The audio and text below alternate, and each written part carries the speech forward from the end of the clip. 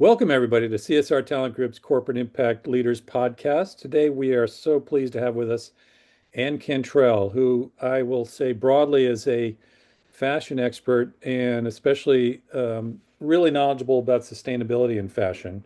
Ann, it's so great to have you. I'm going to ask you to tell everybody a little bit more about your background before we get started. Thank you so much, Tom. Great to be here.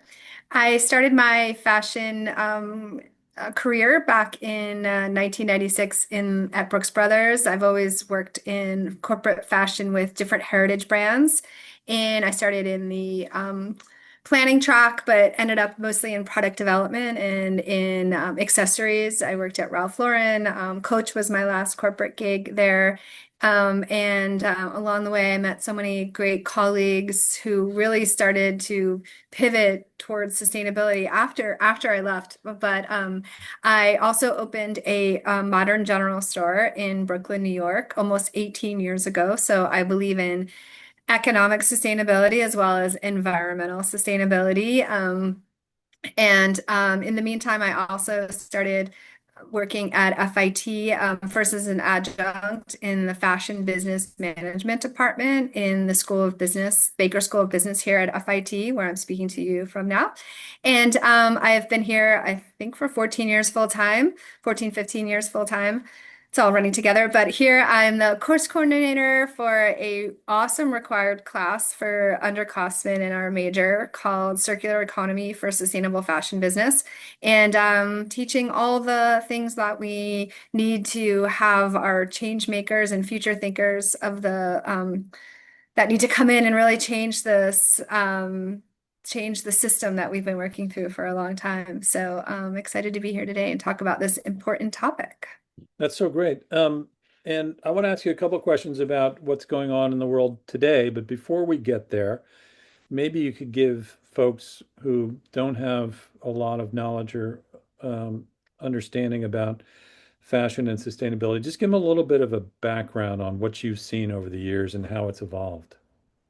Yes, well, it's really interesting having worked at different brands. Like I mentioned, when I first was working at Ralph Lauren, we only had a few seasons. Everybody knows the seasons are winter, spring, summer, and fall, right? But in fashion, we have many more seasons. There's transitionary seasons. Now, by the time I was leaving, though, I realized when I was a coach, we had a different drop every month, which meant that every time the customer came into the store, they would see things recolored, new looks. That is now even faster and quicker than ever. And some brands, which I'll get to later, some more fast fashion, almost instant fashion brands are like dropping on daily with new styles and things like that. So it's faster and quicker than ever before. Just for some context, though, we didn't always live like this. We actually were very much based, sustainability has been in our DNA since the beginning of time, really. We always, if you think about our early ancestors, Native American Indians, they used every part of everything that they needed. They were very sustainable in every aspect. Nothing, when I say that too, and when I talk about the circular economy, I'm saying like going to landfill, nothing went to waste. And for a long time, pre-industrial revolution, that's how we worked. The actual initial cottage industry was that way, right? We had one person that specialized in weaving, with some person spinning, like all within our community. We were very much knew where everything was coming from. In fact, some maybe even our parents or someone in our family would make all of our clothes. In the Industrial Revolution, that changed everything forever. And actually, I've done some research and presented on how the Industrial Revolution changed fashion forever. Because if you look back to how things really started with the mechanization of things, it was steam-powered mills and things for textiles. And when we moved from a society that needed more different types of clothing from where we were living, clothing is a really big part of that move from being a rural people to industrial living in cities and all those things along the way.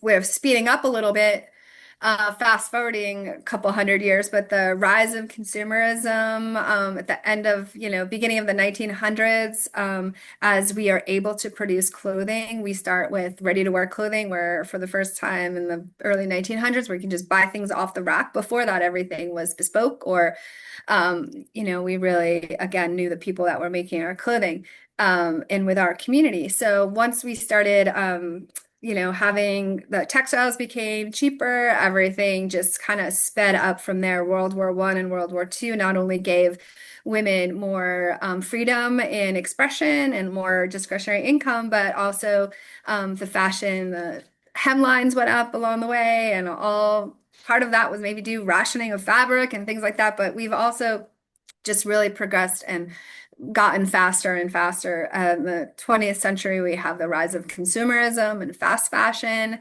And now we're really at this like paradigm shift. I also just want to interject and say that in the late 60s, there were some environmental disasters that changed how we thought and looked about things, and the modern day environmental movement was kicked off with books like Silent Spring and things like that. But so there has been this push towards sustainable awareness, but for the most part of, the 70s and 80s and into the 90s, we were really just trying to work within the Milton Friedman context of producing more with the, shareholder in mind and not the stakeholder. So all this to say, we are now in a really fast-paced world of trends being quicker than ever. We also not only are the trends quicker than ever, we have over consumerism. We're just buying too much. We buy things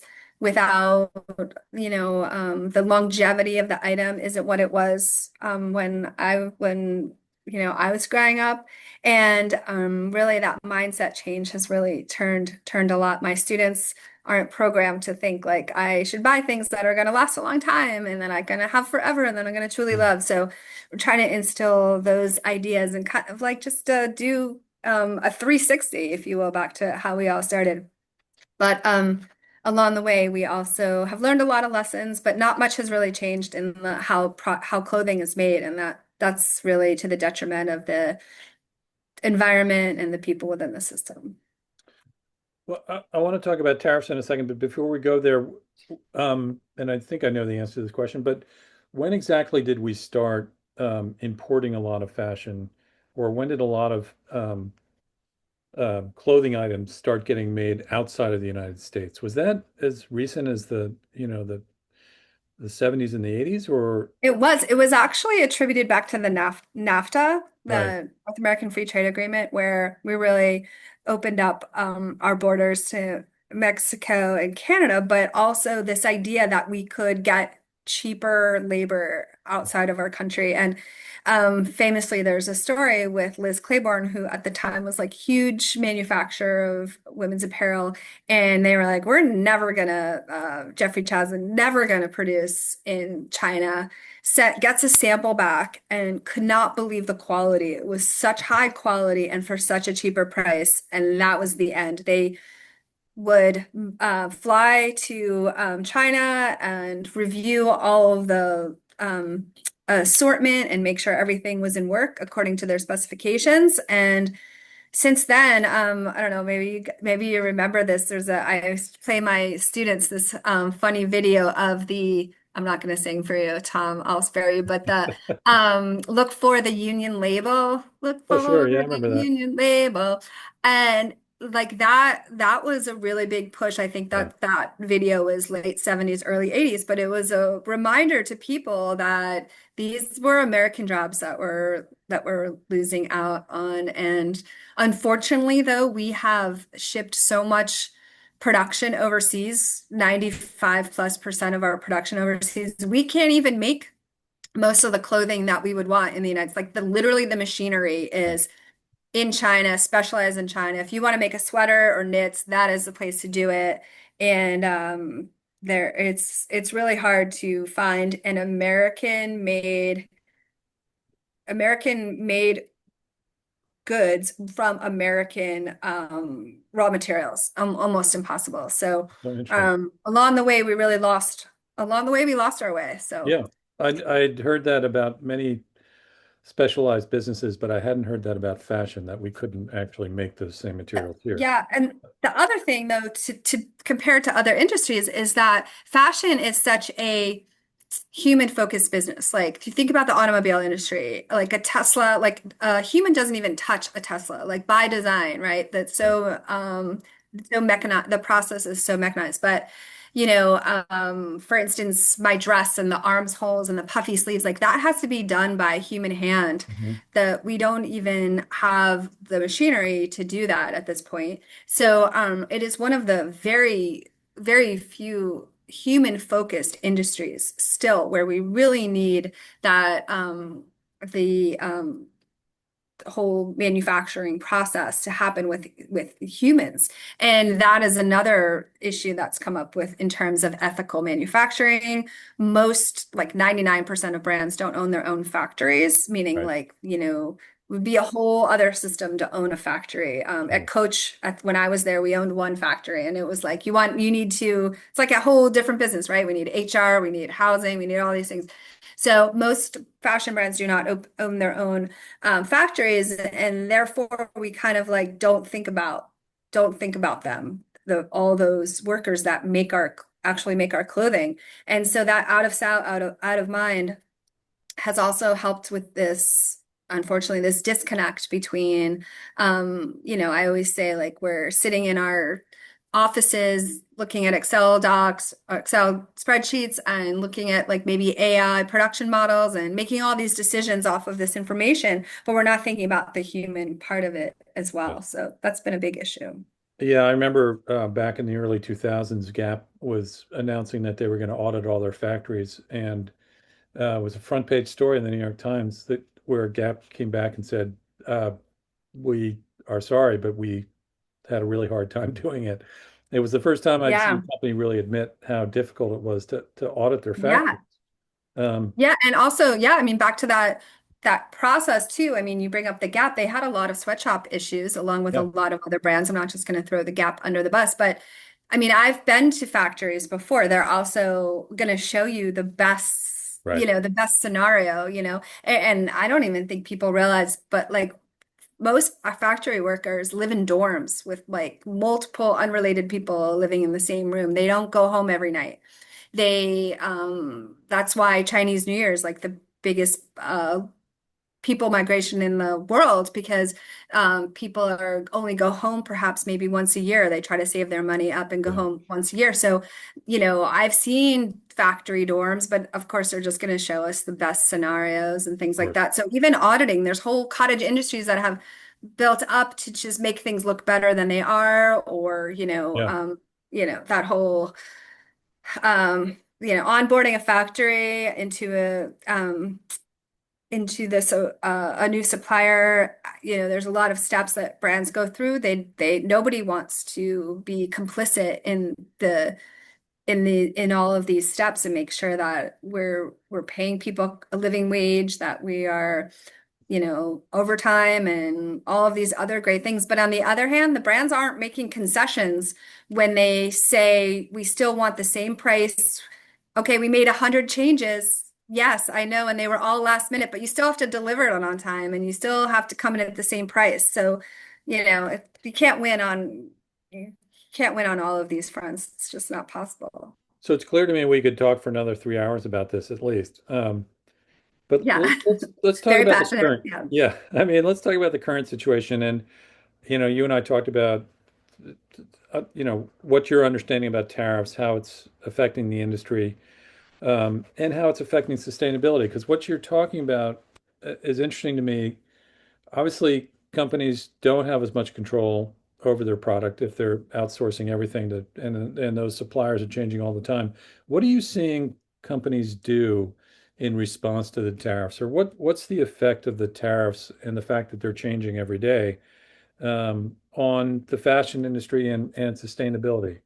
Yeah, it's a really tough question, and it's a really interesting time right now. On one hand, my I think best case scenario is we work and develop with our suppliers, right? That we work with them to make sure that they're getting their all the stakeholders in their world are getting what they need as well as we do. But when we have to pivot really quickly, or because of tariff situation, or, think about where, there's so many different components that go into our clothing. I mean, I worked in shoes for a long time. I never directly worked in sneakers, but imagine looking at a sneaker and there's so many different parts of the upper of a sneaker. I mean, Yeah. it's so complex. I did work in handbags, and we would have one fabric coming from here, the zipper coming from here, at all the thread coming from a different part of the world. So getting all of this together is very difficult when, we're almost playing whack-a-mole with like where the next tariff is going to pop up. I know like Lululemon and Nike were, thought they were doing right by pulling out of China and moving to Vietnam, but then, the current administration is really throwing everybody for a loop. I think, though, one thing that is has been brought up a lot in the last couple months, which I've been obsessed with for the last couple years since I learned about it, is the de minimis exemption, which was passed under the Obama administration that allowed goods coming into the US under $800 to not be subject to any tariffs. And you're like, it kind of like doesn't really like register at first, but this is how brands like Shein and Temu, which are like the number one fast fashion brands right now, have been able to build up their American market so much. They don't have to have any warehouses in the United States. Yeah. You literally just get white envelopes shipped from China where there was no tariffs. Were not only that, but they also weren't, we are one of the least regulated industries to begin with, but they also weren't checking, what fabrics were made from, or how obviously no look into supply chain or ethics or anything along the way, just really leading on price. And Amazon, was leading on getting things Prime Days right now. Amazon was really leading on getting things to you quickly, but the consumer is almost like, we want things cheaper. Amazon launched something last November called Amazon Haul, where try to compete with Shein and Temu, where everything's like under $20. So anyway, the de minimis exemption really allowed for these instant fashion brands to come in and kind of take over. And at one point, I think Shein was valued more than H&M and Zara combined. Meanwhile, they have like and they're trying to go public and had some issues along the way. But the Trump administration has rolled back the de minimis exemption, at least currently. But so there's sad state where people make haul videos. I shouldn't say, I don't want to demoralize anyone that makes haul videos, but to me, it's like, I hate the word haul.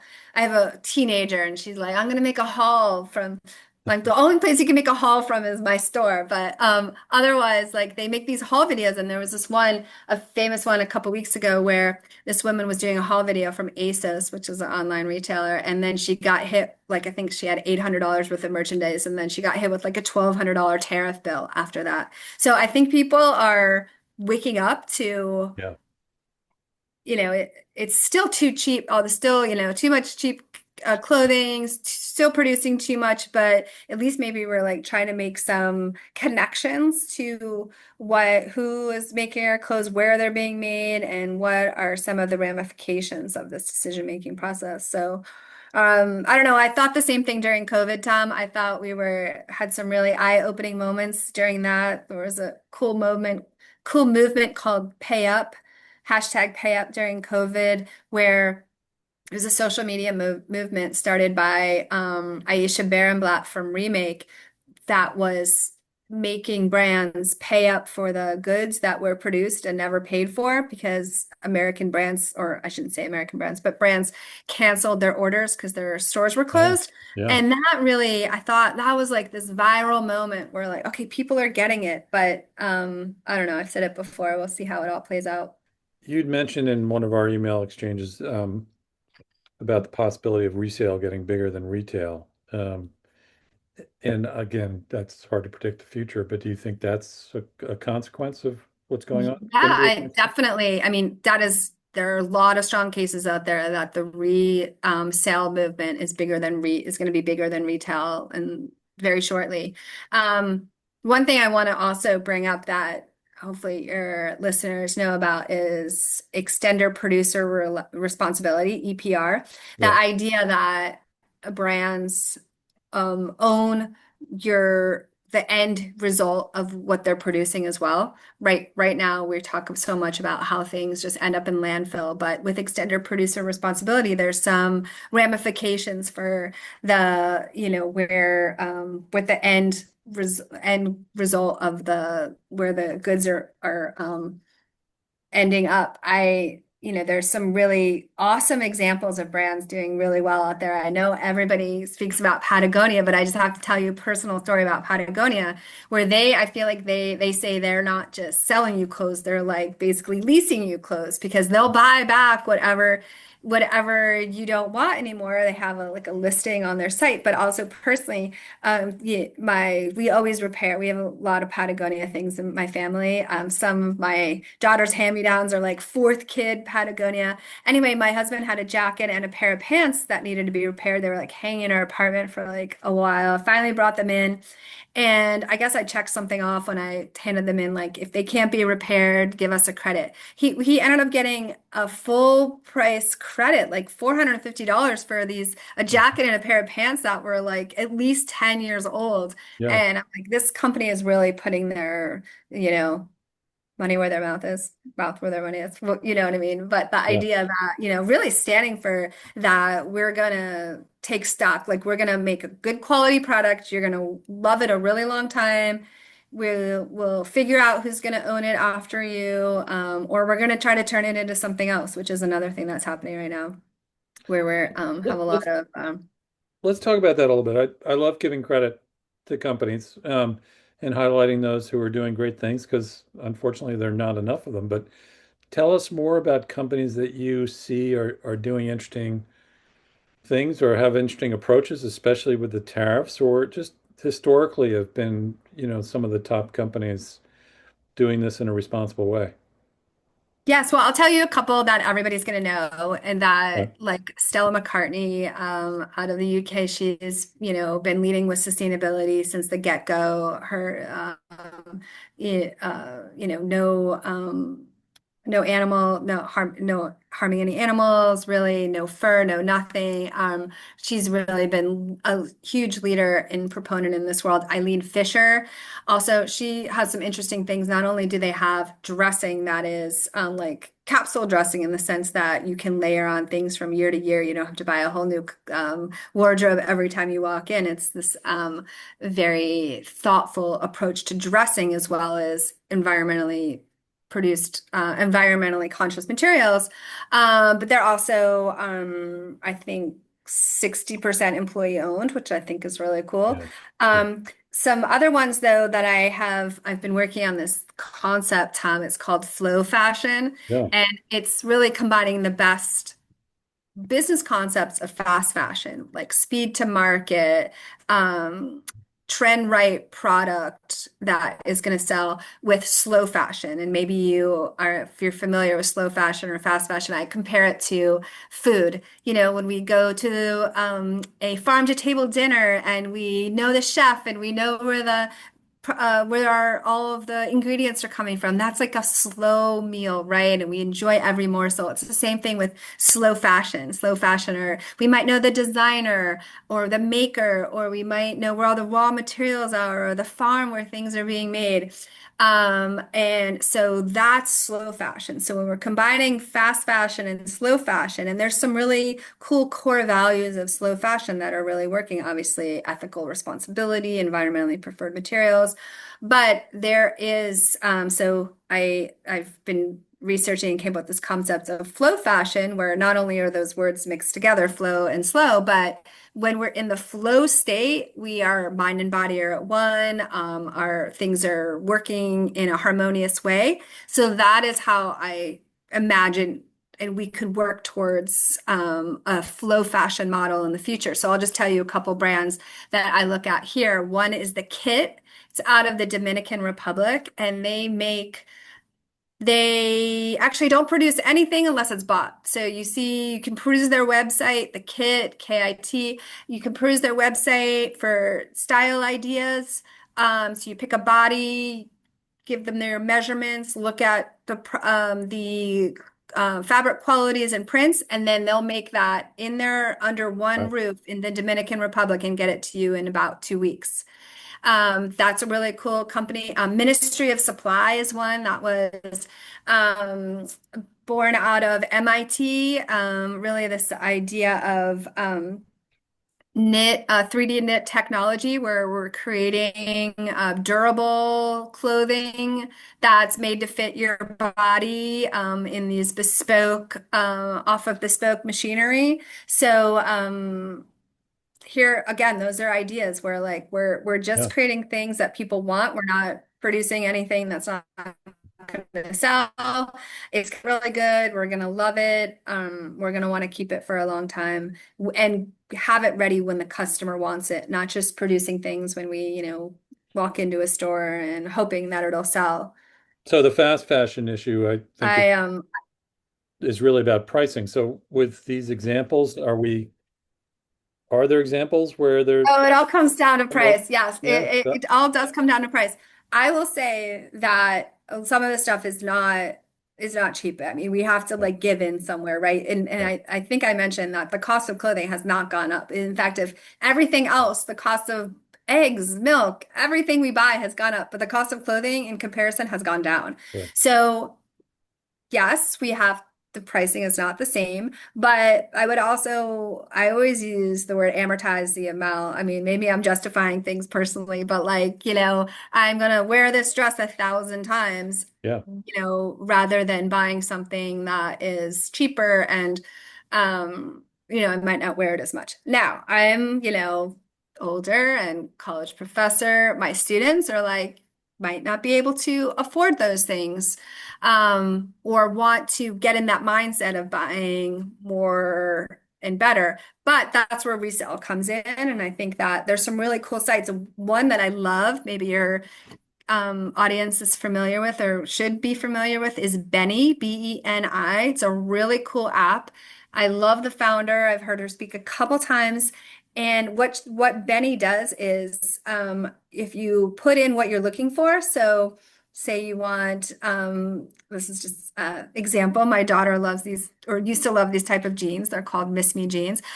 When you set up your profile, you would set up what your sizes are and stuff like that. And so you can put in Miss Me jeans and it will just pull up Miss Me jeans in your size across Poshmark, ThredUp, all of the online resale sites.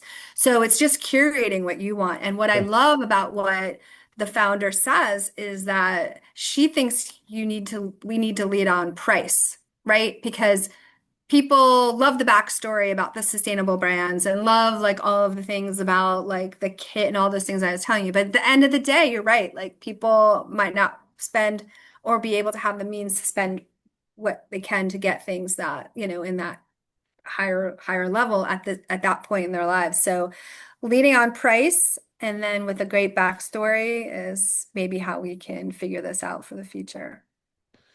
Um, One final question. Since you're teaching at Fashion Institute of Technology and you're working with students all the time, do you see